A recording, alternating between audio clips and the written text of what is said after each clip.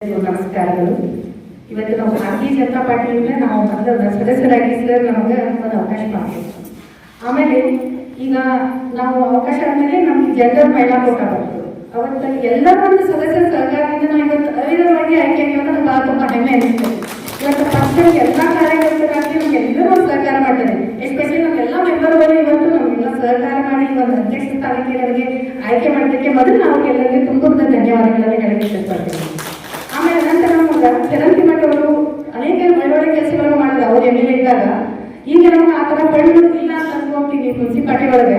But ನಾವು ಇನ್ನೂ ಒಂದು ಒಳ್ಳೆ ಕೆಲಸವನ್ನು ಮೊದಲೇ ನಗರಕ್ಕೆ ನಾನು ಸ್ವಚ್ಛತೆ ಆಗಲಿ, ವಿದ್ಯುತ್ ದೀಪಗಳಾಗಲಿ, ಗಟಾರಗಳಾಗಲಿ ಅವ್ರ ಕಡೆ ಹೆಚ್ಚು ಒತ್ತು ಕೊಟ್ಟು ನಾವು ನಗರವನ್ನು ಅಭಿವೃದ್ಧಿ ಮಾಡುವಂತ ಕೆಲಸ ಮಾಡ್ತೀವಿ. ಸರ್ ಇದ್ದಾಗ ಸಾಕಷ್ಟು ಅಭಿವೃದ್ಧಿ ಕೆಲಸಗಳಾಗ್ಯವು. ಎಷ್ಟು ಒಳ್ಳೊಳ್ಳೆ ರೋಡ್ಗಳಾಗಲಿ ನಮ್ಮ ನಗರ ಬಹಳಷ್ಟು ಇಂಪ್ರೂವ್ಮೆಂಟ್ ಮಾಡಿದ್ರು ಸರ್.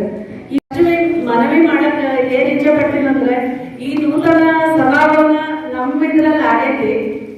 ಸಭಾಭವನ ಆದ್ಮೇಲೆ ಅವರು ಎದುರುಗಡೆ ಇದರಲ್ಲಿ ಬರೇ ಇವ್ರದಷ್ಟೇ ಹೆಸರಿದೆ. ಎಲ್ಲಾ ಸದಸ್ಯರ ಹೆಸರು ಹಾಕ್ಬೇಕಂತ ಒಂದು ಮನವಿ ಮಾಡಕ್ ಇಷ್ಟಪಡ್ತೀನಿ. ಇದು ನಮ್ಮ ಲೈಫಲ್ಲಿ ಒಂದ್ ಸಲ ಈ ಅವಕಾಶ ಸಿಗ್ತೈತಿ. ನಮ್ಮ ಇದರಲ್ಲಿ ಬಂದೈತಿ. ಸೊ ಆ ಕಲ್ಲಿನ ಮೇಲೆ ಎಲ್ಲಾ ಸದಸ್ಯರ ಹೆಸರನ್ನ ಹಾಕ್ಬೇಕಂತ ನಾನು ಕಮಿಷನರ್ ಅವರಿಗೆ ಮನವಿ ಮಾಡ್ಕೊತಾ ಇದ್ದೀನಿ.